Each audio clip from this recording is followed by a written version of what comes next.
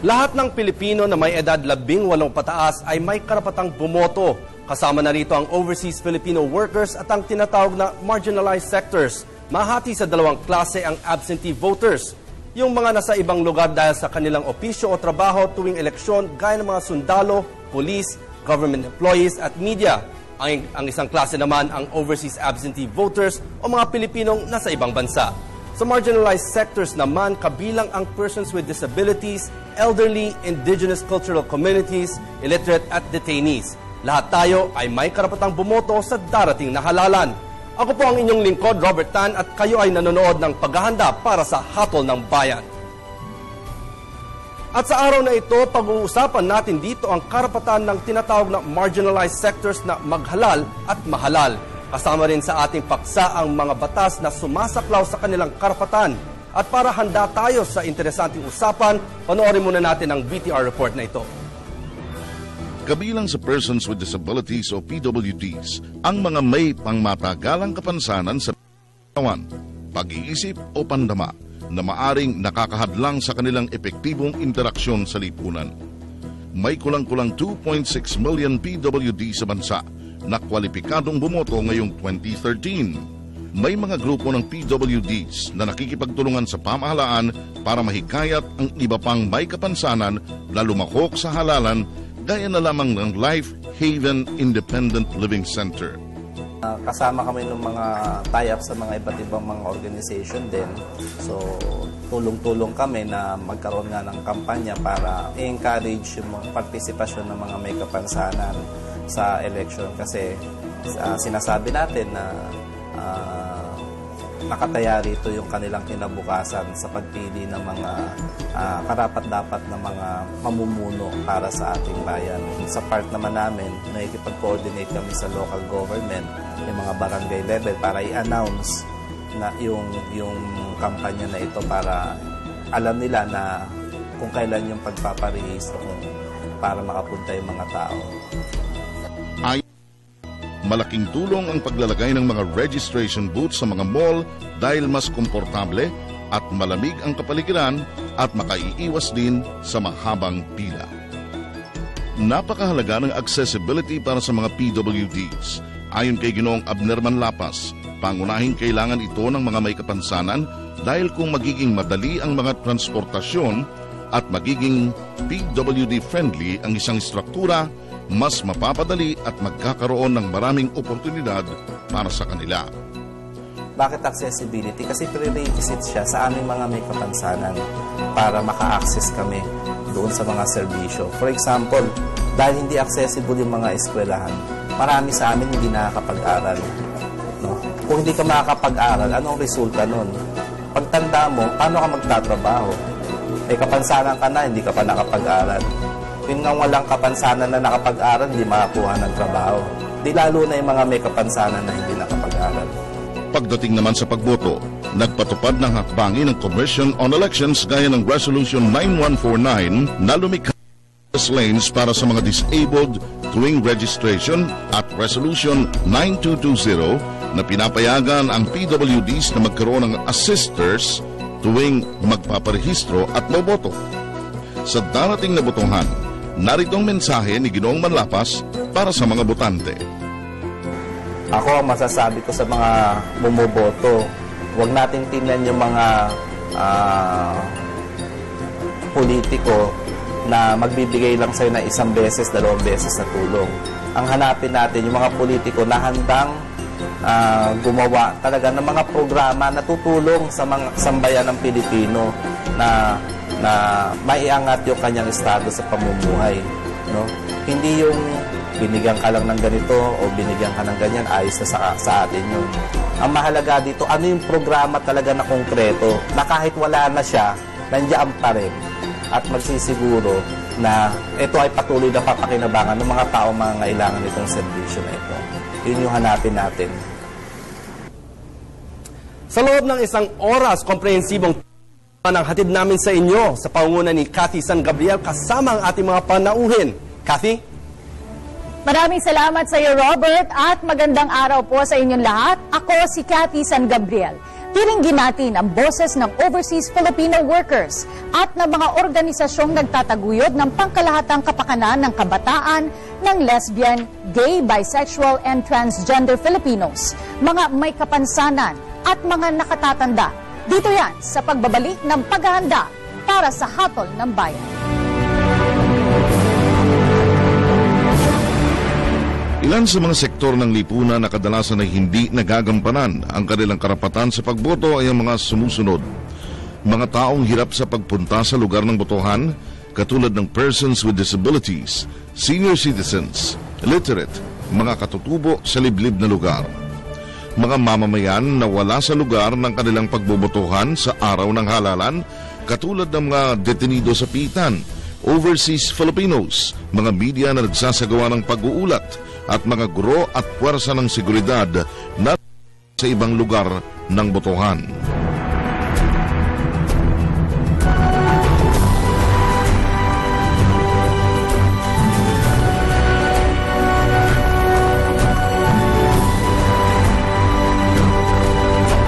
Nagbabalik po ang paghahanda para sa Hatol ng Bayan. Ako si Cathy San Gabriel.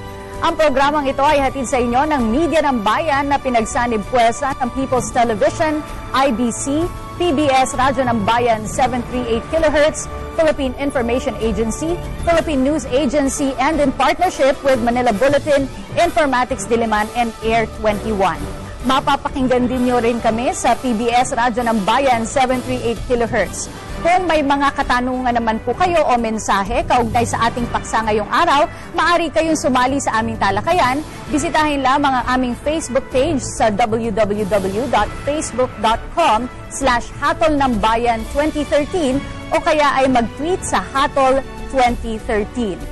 At ngayon sa pagsisimula ng ating talakayan, dahil sa Overseas Absentee Voting Act of 2003, ang mga Pinoy na nasa ibayong dagat ay magkakaroon ng pagkakataong makasali at bumoto sa eleksyon. First time itong mangyari noong May 10, 2004. Pero kakaunti daw ang bumoboto. Kaboto sa mga Pinoy sa ibang bansa. Ano kaya ang dahilan at paano nga ba ang tamang pagboto kung wala ka sa iyong community o barangay? Yan po ang ating aalamin sa ating talakayan at kasama po natin dito sina Foreign Affairs Undersecretary for Special and Ocean Concerns at chairman din po siya ng Overseas Absentee Voting Secretariat, Yusek Jose Brillantes. At ang chairperson po ng Migrante International, Mr. Gary Martinez. Okay, Yusek, ang katanungan ko po ay meron pong nailabas sa mga balita na na-break po ng DFA ang record with regard to registered overseas voters. Can you give us more information regarding this? Yes. Maraming salamat, Cathy, at magandang araw. At salamat sa pagkakataong ibinibigay ng inyong programa na kami makapagpaliwanag. Doon sa katanungan mo, ang maikling kasagutan yan ay tama po yun. Ang total ng nairehistro ng mga botante ngayong taon na natapos noong November 2012 ay 988,000. Short lamang po ng 11,000 sa aming target na 1 million. Ngayon, yung pong 988,000, maaari bumabaya ng konti sapagkat meron tayong batas na nagsasabi na kung ang isang registered voter ay hindi bumoto ng dalawang sunod na eleksyon, 2 consecutive elections, ay automatic na natatanggal yung kanilang karapatang bumoto. Kanya sa aming palagay, ang matitira po dyan is a little under 800,000.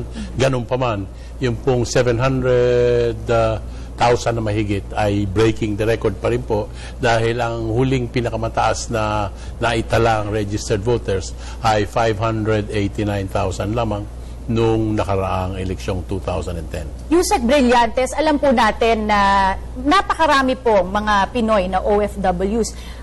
When we look at the numbers, 900,000, tila po napakaliit nung bilang na nagpaparehistro. Gaano karami ating mga migrante sa ngayon at bakit po daan libo lang ang nagpaparehistro? Tama po yung katanungan yon at madalas pong tinatanong kami ng Kongreso kung bakit nga mukhang kakaunti ang nagpapatala considering na ang numero ng ating mga OFWs ay umaabot sa 8 million, 9 million, 10 million, hanggang 11 million. Ang dahilan po niyan ay yung pong ating mga OFWs, marami po silang nararanasang kahirapan sa pagrirehistro. Malayo ang kanilang mga tirahan, malayo ang kanilang pinapasukan, mahirap kung minsan ang magpunta sa embassy. Iisa lamang po ang embassy sa isang malaking bansa kagaya ng Saudi Arabia, for instance, hindi kagaya sa Hong Kong. Kanya't ito po ang isa sa malaking dahilan at ang ating mga kababayan po naman, sila ay mga karamihan mga employees at hindi naman po nila masyadong kontrolado ang lahat ng kanilang panahon at hahanap pa po sila ng upang makarehistro. Ngunit 3 eleksyon na po ang nakaraan at yung pong mga numero ay medyo mabababa nga po. Pero dito, tumarget tayo ng 1 milyon at by a hairline lamang po natin na-miss. At mukhang maganda na yung ating magiging final results. Pero makikita pa rin po natin kung diyan po sa nagrehistro almost 800,000, ilan ang boboto niyan. Mr. Martinez, ang migrante po ay marami po kayong mga branches all over the world kung saan po may Pilipino. Sa inyong karanasan din po bilang dating migrant worker, isa po ba kaya sa dahilan kung bakit mababa medyo ang voter turnout sa ating on the part of OFWs is because kawalan po ng interes? Hindi lang yun. Tignan nyo sa unang bagay, sa 11 million o 12 million Filipinos sa 239 countries, 66 ang post natin. Doon pa lang, mayroong isang embahada, ang tinitignan niya ay 5 bansa.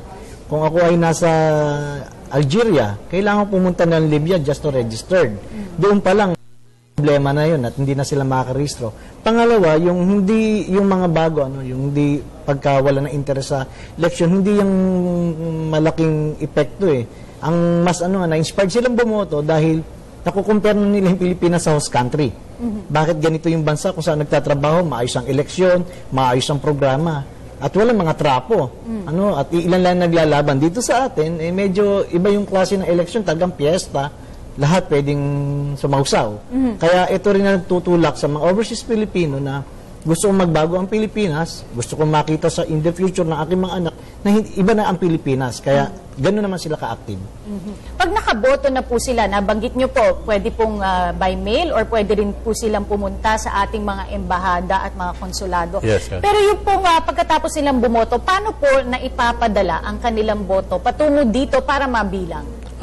Okay. Pagkatapos po nilang bumoto either by personal voting o postal voting o automated voting, yan po ay kinakanvas at binibilang doon po sa embassy o sa consulate.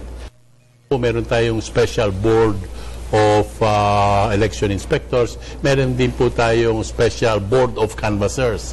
Pag nabilang na po yan, in public, lahat po ng ating mga kababayan pwedeng manood at makita kung anong ginagawa.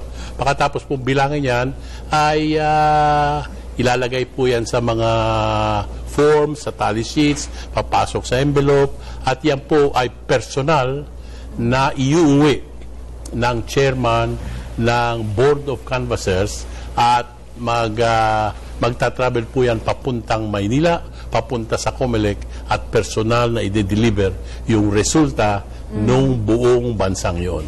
Alright, marami-rami po ang ating mga puntong nalinawan sa unang bahagi ng ating talakayan. Ihahatid po yan sa atin ng aming kasamang si Robert Tan. Yes, Cathy, marami nga tayong natututunan yan, no? Ngayon, nakikita natin maganda nga itong Absentee Voter Act of 2003 at nabibigyan nga ng pansin itong ating mga bayaning OFWs na pagkakataon para bumoto. At ayon nga kay Yusek Brillantes, itong taong ito, 988,000 ang mga registered voters. Pero lumalabas na parang 10% lang ito ng total na ating mga OFWs dyan sa iba't ibang bansa na lumalabas na between 8 to 12 million. At ito nga, medyo nahihirapan daw sila sa pagkikayat dito sa ating mga OFW sa iba't ibang bansa dahil lumalabas nga 66 posts lang sa ibang bansa ang ating embahada at may 239 countries at may mga iba nga, let's say mga nakatira sa Algeria, kailangan pa silang pumunta sa Libya para magrehistro. Kaya yun, mahirap. Logistics, geographical So, pero ginagawa naman nila ito ng paraan, even with the budget that they have. But eto nga, hinihikayat nila ang mga OFWs para mag-register at bumoto dahil mahalaga ang kanilang boto dito. At sinasabi nga kanina ni Mr. Martinez ng migrante na maganda na bumoto ang mga OFWs dahil naiimpluwensyahan din nila ang kanilang mga kamag-anak dito na bumoto rin. At hindi naman na baliwalain din ang kanilang mga votes dahil mahalaga ito. At least ngayon, darating na midterm election. At kung may mga katanungan naman kayo o mensahe, maaari kayong sumali sa talakayan. Bisitahin lamang ang aming Facebook page sa www.facebook.com/hatolnangbayan2013 o kaya ay mag-tweet sa @hatol2013. Magbabalik po ang paghahanda para sa Hatol ng Bayan.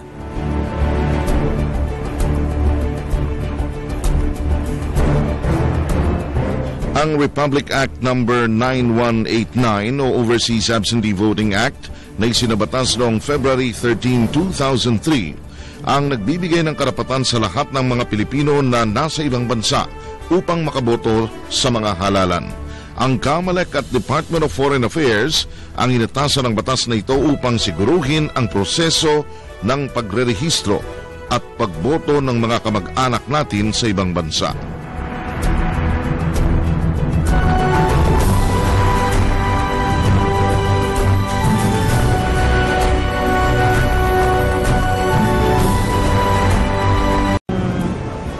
Overseas absentee voting comment. Meron doon pero hindi kami nagjo-join. Why not naman po, sir?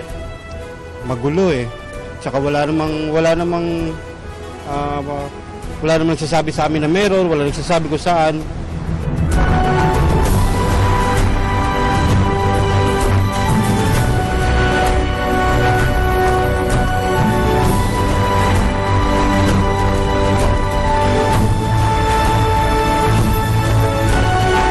Nagbabalik po ang paghahanda para sa Hatol ng Bayan, hatid sa inyo ng Media ng Bayan. Kami po ay napapakinggan nyo rin sa PBS Radyo ng Bayan 738 kHz. At sa pagpapatuloy ng ating talakayan, gusto ko munang basahin ang mga tanong at mensahe mula sa ating mga manonood.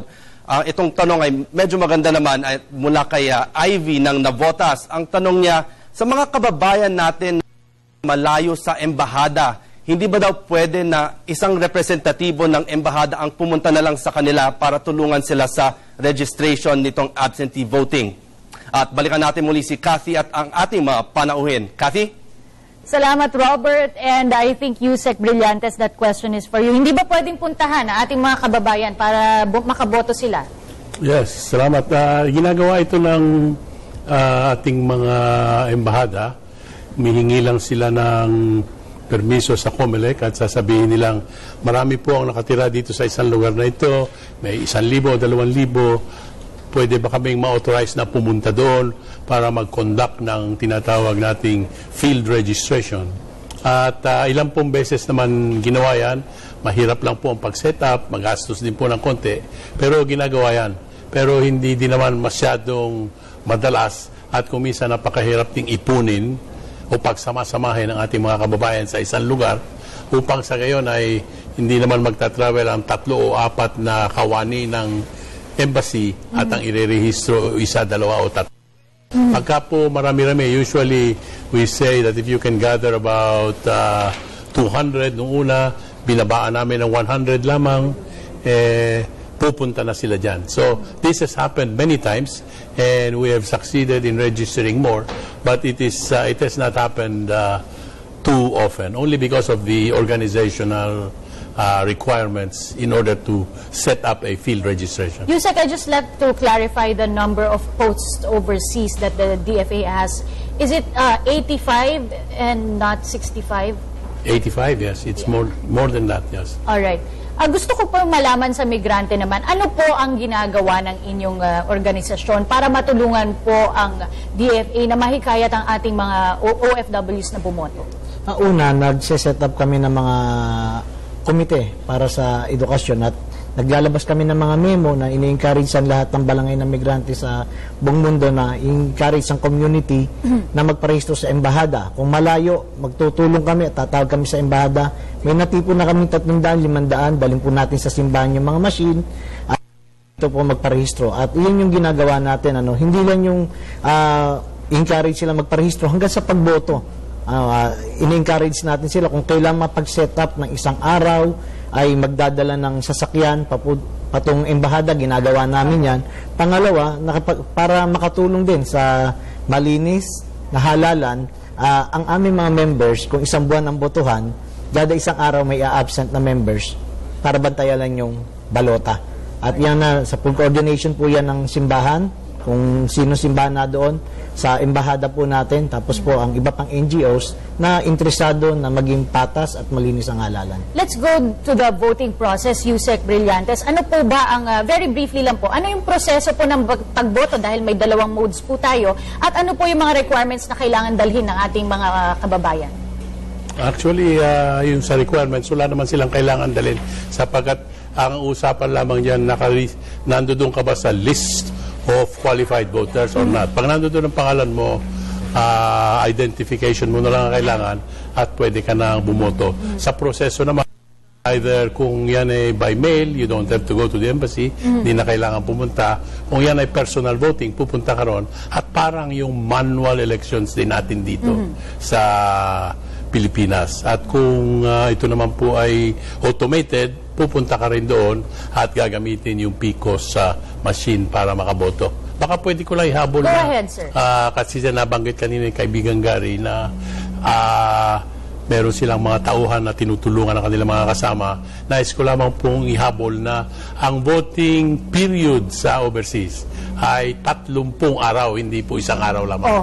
30 days ang allowed nilang bumoto from April 13 hanggang May 13. Araw-araw po yan na ginawa ng Diyos. Pwede silang pumunta sa embahada o mag-mail ng kanilang balota at lahat po yan ay tatanggapin hanggang sa May 13. May mga nagtataka po, bakit po napakahaba ng period ng kanilang pagboto samantalang tayo po dito ay isang araw lamang? Yan po ang nagpapatunay na talagang kakaiba po ang ating mga OFWs at nakita ng ating mga legislators. Talagang kailangan silang bigyan ng mas magandang pagkakataon upang makaboto. Kanya sila 30 days ang binibigay. Sa loob ng panahon na yan, they can establish their free days, they can establish the time when they can go, pwede silang humingi ng permiso sa kanilang mga amo, pwede silang mag-arrange ng kanilang transportation, pwede nilang ayusin lahat ang kanilang kailangan gawin upang yung kanilang pagboto ay hindi makakasagabal sa mga prioridad nila, lalo na yung kanilang hanapbuhay. Mr. Martinez, sa inyo pong pagmamatyag, ano po yung mga na-encounter usually na problema ng ating mga kababayan sa voting process? Nawawala yung pangalan, una, may mga pagkakataon na isang OFW pag nag-renew na ng contract, naiba siya ng lugar o ng bansa. Kaya ang nagiging problema, nadi-disenfranchise siya dahil hindi siya registered dito sa bansa na kanya napuntahan, samantala registered siya sa dating bansa. Kaya isa rin sa minumungkahin namin noong pa sa COMELEC na baka pwede na sa buong taon ay kung nalipat ng bansa yung isang registered voters overseas, ay ma-process niya rin sa embassy kanya registration doon sa bago niyang trabaho. Dahil, sabi nga, maraming mga wala na boto dahil nililinis ng COMELEC ng ating DFA ang mga listahan. Pero, hindi kasalanan sa OFW kung napunta siya ng ibang bansa uli. At ang hirap na maging double registrant ka. Violation nyo sa batas. Dapat gumawa ng mga bagong mekanismo para mas mainganyo pa talaga at hindi mabawasan yung mga botante. As a last question to you, Yusek, huling mensahe po natin sa ating mga kababayan mula sa DFA, lalo na po sa aspeto ng pagpoprotekta ng boto ng mga OFWs natin. Siguro po ang atin na lamang pong uulit-ulitin ay sa mga darating na araw, marami po magiging mga announcements dyan at ang ating pong imumungkay sa ating mga OFW sa ating mga kababayan sa ibayong bansa ay makipag-ugnayan sa ating Philippine Embassies at sa ating Philippine Consulate. Lahat po ng instructions darating dyan. Lahat po ng mga notices na galing sa COMELEC darating din po dyan. Gagamitin po namin yung networking. Ito pong local media, kagaya po ninyo, at saka yung mga iba pa ay pakikiusapan din namin para gumawa ng mga announcements. Pero lahat po ng proseso dadaan sa Philippine Embassy at sa Philippine Consulate. At i-announce po yan ng tuloy-tuloy hanggang sa mag-eleksyon. At diyan po natin matutulungan ang ating mga kababayan upang sila ay makaboto. And ma-assure po natin na yung boto po ng ating mga kababayang OFWs ay hindi po matatamper sa haba po ng voting process at sa layo ng lalakbain ng kanilang boto. Tiyak na tiyak po dahil sa may sinumpaang tungkuling yung ambassador doon at palagay ko po hindi papayagan ng isang punong sugo na may mangyari sa mga balotang yon sapagkat alam po niya na diyan po nakasalalay ang kinabukasan ng kanyang bansa. Maraming salamat po sa ating mga panauhin, Yusek Brillantes ng Department of Foreign Affairs at Chairperson Gary Martinez ng Migrante International. At magbabalik po ang paghahanda para sa Hatol ng Bayan.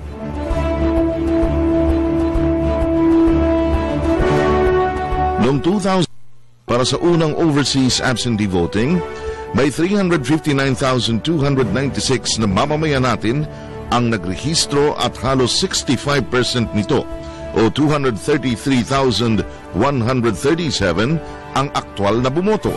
Noong 2007 naman, tumaas ang bilang ng nagrehistro sa 504,124, ngunit 81,732 lamang ang bumoto o 16.21% voters turnout.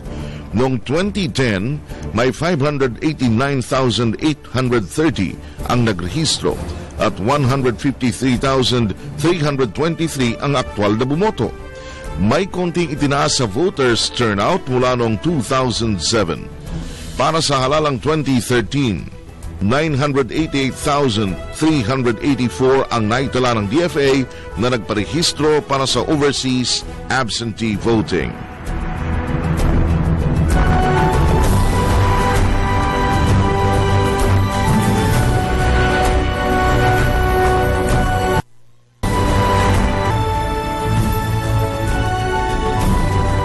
Nagbabalik po ang paghahanda para sa Hatol ng Bayan, hatid sa inyo ng Media ng Bayan. Kami po ay napapakinggan sa PBS Bayan 738 kHz.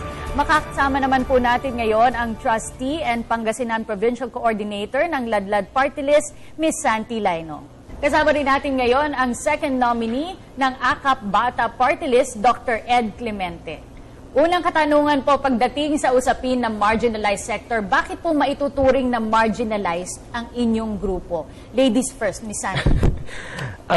Sa totoo lang po, no, may tuturing ang mga lesbiana, bisexual, bakla at mga transgender ay marginalized sapagkat kung may tuturing po ngayon sa atin po, wala pa pong isang batas na nagpoprotekta sa aming mga karapatan. Mamaya pag-uusapan natin yan kung ano yung mga gusto nyong batas na maipasa ng ating Kongreso. Sa AKAP Bata po, ano po, sa tingin nyo, bakit po marginalized ang inyong nire-representa o ang inyong advokasya? Well, unang-una po, ang Supreme Court naglabas na ng mga grupo na sinasabi nilang marginalized, kasama rito ang sektor ng kabataan. Ang AKAP Bata Party List po, hindi naman yung talagang from birth hanggang 17 old. Ang advocacy namin is more sa preschoolers dahil ang basis nito ay daycare centers. So, nutrisyon, edukasyon, at housing. Siyempre, may kwento lahat yan. No? Kasi kung talagang tuturuan mo lang sila sa daycare center, bakit napasama pa yung nutrisyon sa housing? Ang major problem dito, yung mga bata na pumupunta doon sa daycare center, kulang din talaga sa pagkain yun. Eh. So, in a way, papakainin mo din sila. Saka yung mga ginagalawa namin mga sektor nasa mga areas na for demolition eh. So ibig sabihin, meron kang daycare center pero pwedeng mawala yon o mabura yon o yung mga nagpupunta doon, may mga bahay nila wawasakin o palilipatin sila. Alright, pag sinabi po natin ng isang sektor ay marginalized, ano po ba ang basehan o criteria na pasok para masabi ang isang grupo ay marginalized? Ang basehan po ba nito ay ang socio-economic status, ang trabaho, in your case, gender or sexual preference? Para sa iyo, Ms. Santi, anong masasabi mong para masabing isang grupo ay marginalized, anong dapat na basehan? Sa tingin ko po, both. It's going to be both economic and social-political. Para sa amin po, sa mga LGBT po, meron po kaming mga miyembro na natatanggal sa trabaho dahil sila po ay isang lesbiana o isa po silang bakla. And it falls under economic. Kasi paano naman, wala na silang trabaho kung tatanggalin sila based on their sexual orientation and gender. Gaano kalaki sa tingin mo, Dr. Clemente, ang impact ng marginalized sector? Aha. Gusto mo magulat? Base sa ating lipunan, 90% ng ating mamamayan ay medyo classified as marginalized. Bakit sila marginalized? Kasi sa sistema politikal sa Pilipinas, ang lagi nagwawagi yung may pera at may malalaking pamilyang politikal, yung tinatawag na mga dynasties.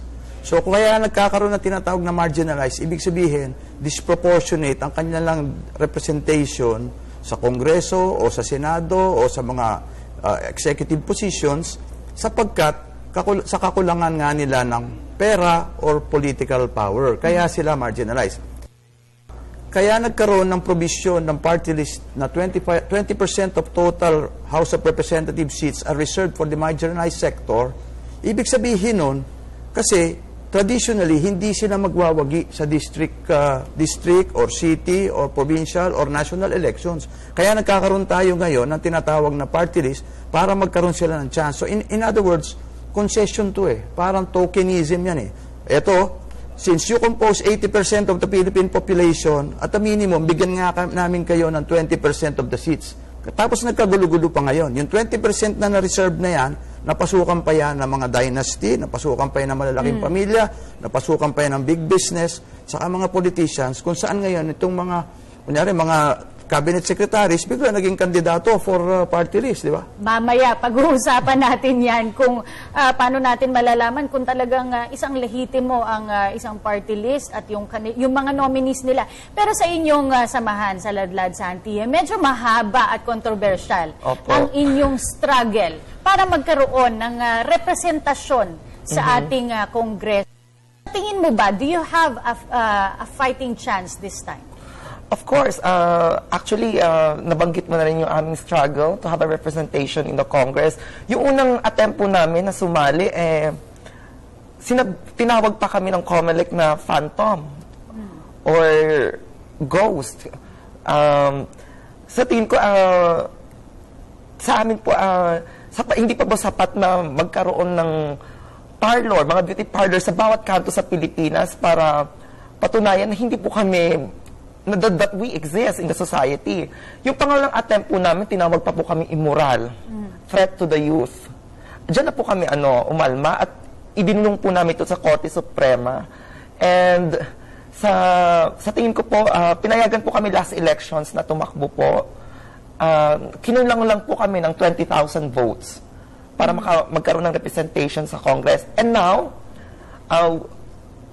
meron na po kaming enough time para magkampanya. I think we will win the elections this time. I know, Santi, na hindi natin matutukoy talaga kung ilan ang mga sa inyong sektor. But do you more or less have a rough estimate kung gaano ba karami ang mga transgender, transsexual, lesbians, gays?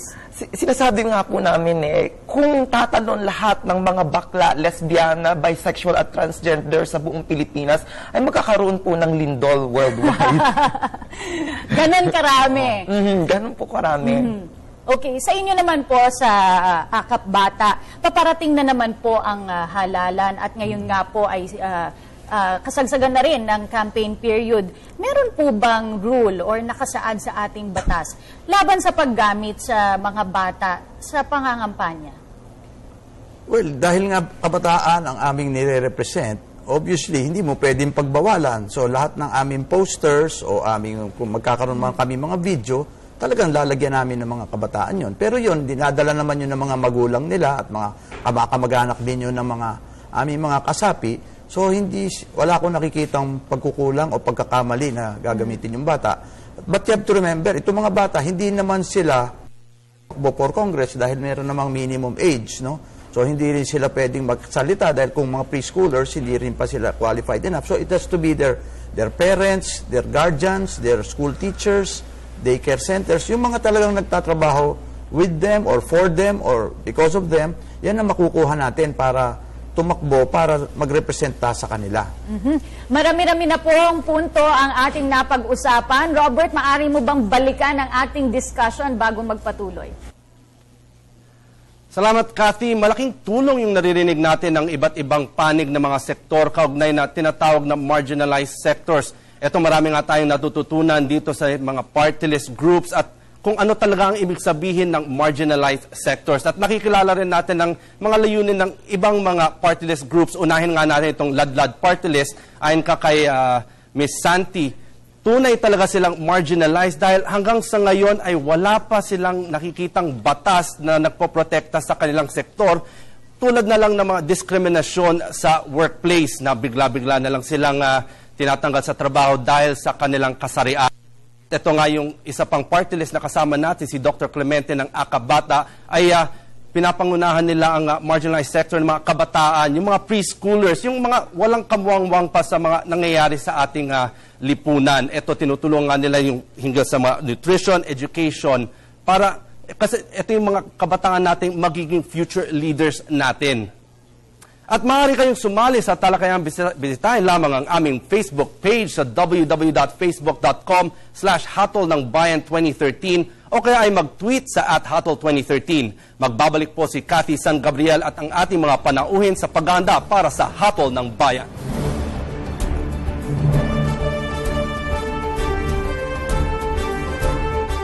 House Bill number 1483 o Anti-Discrimination Bill ay isang panukalang batas sa Kamara na naglalayong puksain ng lahat ng uri ng diskriminasyon sa mga mamamayan batay sa kanilang sexual na oryentasyon.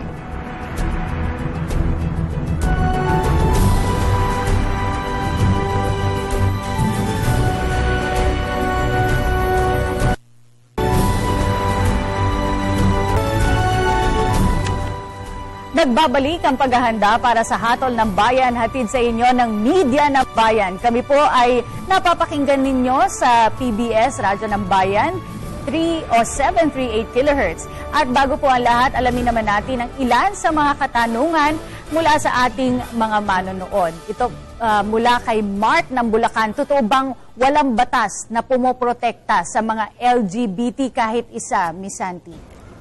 Wala po. Tulad ng nasabi ko kanina po, meron natatanggal sa trabaho dahil po lamang sila ay lesbiana or bakla.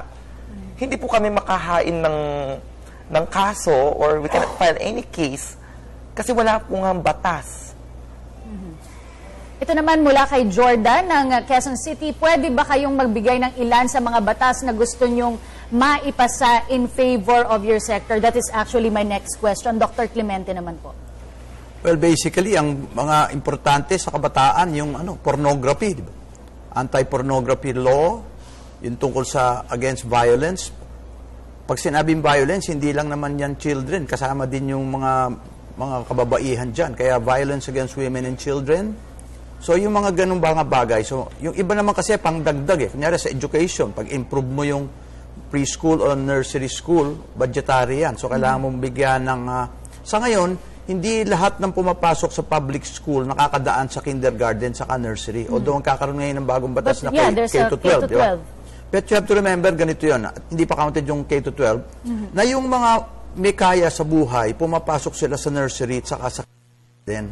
Baka hindi niyo po alam na mas mahal pa per year or per semester ang kindergarten and nursery education kaysa sa grade school and high school education sa same private school. So, ibig sabihin, maselan talaga at mahirap magturo sa ganung level. Tapos kung itong mga bata na mapapasok sa mga public school, papasok agad sa grade 1, may malaking posibilidad. Hindi pa sila marunong magbilang, magbasa, o magsulat. Kaya lugi na sila kaagad. Alam din natin na madaming magagaling na public schools in terms ng state universities and college sa level ng kolehiyo. Marami ding magagaling na mga mga high schools, lalo na itong mga Philippine Science High School and other science high schools. Pero sa grade school, sa dami ng talagang ganyan yan, medyo nakakataka pa nga na merong nag-e-excel sa kanila na makakapasok later on sa magagaling na high school and colleges in spite of the fact na lugi talaga yung mga less in life, yung mga mahihirap, lugi in terms ng education. So, kung yung lugi na nila doon at naaabutan pa rin nila, no? Dahil marami rin nanggagaling sa public grade schools na magaganda ang mga naging grado at ang naabot sa pag-aaral, mag-improve ka pa sa preschool, de lalo mo pang na-improve yung buong general population natin. Santi, aside from yung discrimination in the workplace amongst gays and members of the LGBT, isinusulong niyo rin ba o planong isulong ng Ladlad ang same-sex marriage? Ito, napaka-controversial nitong issue. Sa ngayon po, personally, I do support same-sex marriage, pero hindi pa to kasama sa plataforma or advokasya ng Ladlad Party List. Alright, just so the people will know. Opo. Kasi yun ang common notion ng ating mga kababayan na yun ang gustong isulong talaga ng Ladlad. Sa tingin ko po, ngayon po, mas prioridad po namin na mabigyan trabaho ang mga LGBT nating kababayan. Number 2, para dun sa mga matatandang, mga naabandon ng matatandang LGBT po. Sila po muna yung aming prioridad. Sa tingin mo, ang ating mga kababayan ba, ang mga voters, ay informed na tungkol sa party list system? Sa tingin mo, nakakagawa na sila or capable na silang gumawa ng tamang desisyon na at para malaman kung lehitimo o hindi yung kanila ibobotong party list group? Para po sa amin kasi, tulad ako, I'm also the provincial coordinator in Pangasinan. Sa ngayon po, pag nakikipag-usap po ako sa mga kababayan ko dun sa Pangasinan, hindi pa nga nila alam kung ano ang party list. So I have to explain to them paano ang process, ano ang party list, at ano ang silbi nito sa ating society, parang gano'n. Okay, last question na lang po, Dr. Clemente, mensahe niyo po sa ating mga manonood ngayong pong darating na halalan sa Mayo.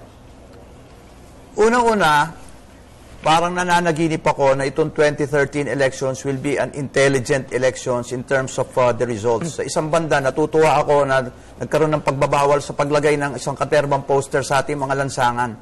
Pag nakikita niyo yung Metro Manila ngayon, ilang araw na yung official campaign period, wala pa akong nakikitang naglalagay kasi nga mahigpit na pinagbabawal ng COMELEC yung paglalagay except sa common areas. Natutuwa kami rito kasi wala naman kami talagang pampagawa ng poster. No? Isipin, limited budget kami, all volunteer organization kami. So habang lumiliit yung pagkakataon nitong mga fly-by-night organizations na wala namang membership pero kukuha sila ng mga mass sweep votes mula sa dami ng kanilang poster at advertisement, ang nangyayari ngayon, nagkakaroon sila na ilang araw, linggo o buwan kung saan hindi sila makakampanya dahil wala. Kung wala talaga sila mga kasapi, mahirapan ngayon sila manalo. Okay. So dito yung ngayon lalabang ang mga samahan, kamukha ng mga organisasyon namin under the Makabayan Coalition, kung saan kami ang totoong may mass base. No? Okay. Sabi, ang nalagay sa pahayagan, ang mass base daw namin, base sa previous election, is 3.8 million divided into many party lists yan. This particular year, 9 ang party list na itatakbo ng Makabayan Coalition, and malaking porsyento ng mga boto ng party list makukuha nitong siyam na ito. Maraming salamat po, Dr. Clemente. At Santi, mensahe mo sa ating mga manonood, lalong-lalo na dun sa magpapalindol ngayong 2013. Para pa sa ating society kung saan kung saan pantay-pantay na po lahat at naipasa na po yung Magna Carta ng mga kababaihan. Meron na pong mga representasyon ang mga security guard, mga mangsasabong, katutubo. Sa tingin ko, time na rin po para mabigyan ng representasyon ang mga LGBT po sa Kongreso. At bago po tayo bumoto at sumulat sa ating mga balota, buksan po natin ang ating mga puso at ang ating mga isipan. Maraming salamat, Ms. Santi Laino and Dr. Ed Clemente. Narinig po natin na pahayag ng ating mga panauhin. Bawat sektor ng mamamayan ay nararapat na bigyang pansin sapagkat sila ay parte ng lipunan at may karapatan na mapakinggan ang kanilang mga boses. Maraming salamat nga sa ating mga bisita at sa ating mga manonood. Robert, may mga mensahe pa dyan sa iyo?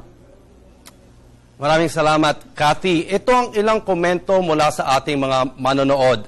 Mula kay Adrian of Tarlac. Nakakalungkot na bata pa lang ay disadvantage na talaga ang mga mahihirap lalo na sa edukasyon. Sana maayos na itong problemang ito. At mula naman kay Rica ng Mandaluyong, magkakalindol daw sa Kongreso ngayong 2013. Mula kaya yan sa ating ladlad party list. At sa nakalipas na talakayan, napag-usapan natin na simulan natin sa party list ng ladlad. Sa kanila, ang hangad talaga nila ang magkaroon ng equality dyan sa pagiging empleyado at maiwasan naman yung mga diskriminasyon. Wala pa sa kanilang agenda ang same-sex marriage. At maganda rin naman ang sinabi ni Dr. Clemente ng AKAP Bata na nakikita niya na 80% ang nakikita niya ng populasyon ng Pilipinas ay marginalized, pero ang binibigay lang sa kanila na upuan dyan sa Kongreso ay 20% lamang. At hanggang niya sana ito ay magkaroon ng mas marami kasi marami talaga ang nangangailangang mga ating mga kababayan na nasa marginalized sector na hindi minsan or medyo kadalasan ay hindi nabibigyan ng pansin ang kanilang mga kalagayan. At isa pang nakikita nating magandang mensahe mula kay Ms. Santi ng Ladlad. Ayon sa kanya, may mga ibang lugar pa ay hindi pa alam kung ano talaga ang party list system. Kaya kailangan talaga natin magkaroon ng awareness campaign mula either sa COMELEC o sa ating mga kababayan kung ano talaga itong party list system. At ito campaign period na at itong midterm elections, kailangan alamin tayong mga boboto itong elections kung ano talaga ang party list system, ano yung sabihin ng marginalized sector para yung boto natin ay hindi masayang at alam natin kung sino talaga ang iboboto natin. At magbabalik pa po kami dito sa pag-aanda para sa Hatol ng Bayan.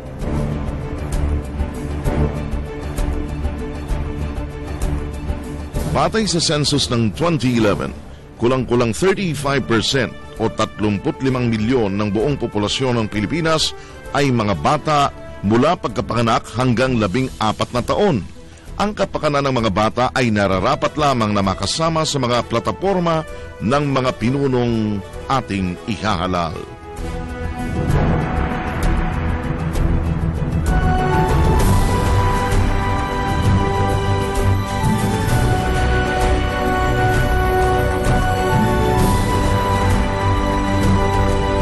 Kati, marami nga tayong natutunan dito. Very interesting ang topic natin dito at marami rin tayong natutunan hingga sa party list system at ano talaga yung marginalized sector. I was very interested na sinabi ni Dr. Clemente, sinabi niyang 80% ng mga Pinoy ay marginalized at lang binibigay sa kanila sa Kongreso. Parang nagkakaroon daw ng inequality. Ikaw, sa tingin mo, ano ba yung nakikita natin dyan? Oo, at also, isang punto rin na mahalaga na kinakailangan pa pala ng dagdag na edukasyon sa ating mga botante pagdating sa usapin ng party list groups. Kasi isang lumabas sa sinabi rin ni Dr. Clemente ay sa mga bumoboto, kalahati lang ang naglalagay ng kanilang boto para sa party list group. So, ibig sabihin, yung kalahati ng ating mga bumoboto, mga botante, ay hindi nila alam kung para saan ba itong mga party list. So, yung sinasabi nga ni Ms. Santi na may mga lugar na hindi nila alam kung ano yung party list system. So, paulit-ulit nila kailangang i-remind sa ano ito. Kasi para sa kapakanan naman nila yun. But yung parang awareness campaign tungkol dito ay medyo mahina pa. Isa pang punto na lumabas sa ating diskusyon ay hindi dapat natin isang tabi ang kahalagahan ng boto ng ating mga migrante. Dahil kahit na mahigit kumulang 1 milyon ang botong na idadala nila, ay times 5 pala yun. Dahil maari nga naman, dahil sila ang may economic power, maari ang boto ng kanilang mga sinusuportahan dito sa ating bansa. Kaya lang yung 900,000+ na yan, parang 10% pa lang yan ng mga ating mga kababayan dyan sa iba't ibang bansa. Kasi sinabi nga ni Yusek Brillantes, more than mga 8 to 12 million ng ating mga OFWs dyan sa labas. So, marami pa talagang kailangan gawin para mahikayat natin ng ating mga botante dun sa ibang lugar. At naway nalagdagan po ang ating pag-unawa sa mga bagay-bagay tungkol sa karapatan sa darating na halalan. Ako po si Robert Tan. At ako naman po si Cathy San Gabriel. Pinasasalamatan po namin ng Ergo Contracts Philippines para sa ating table and chairs. Matatagpuan po sila sa 2634 Rockefeller Street, Barangay San Isidro, Makati City. At pwede ninyo silang tawagan sa numerong 843-1177. Maaari ninyo ring bisitahin ang kanilang website sa www.ergocontracts.com. Salamat po sa aming mga naging bisita ngayong araw at salamat po sa inyo, aming mga tagapanood at sinamahan niyo po kami. Magandang araw po.